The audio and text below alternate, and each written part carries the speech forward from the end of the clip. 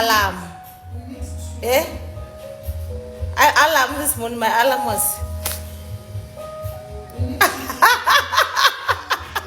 This may sound funny and cute and all, but do you guys know that this is not even technical, this is rape?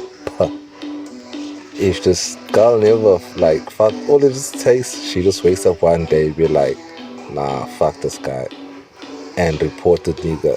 This is rape. It's not consent. The person never consent to it. She was sleeping, and then the dude slid inside her. That's rape because she was without the consent. But hey, if that's the type of relationship they have going on, I respect it. And if she's happy, who am I to judge? But it's rape though. Like, share, comment, subscribe for content just like this. Yeah.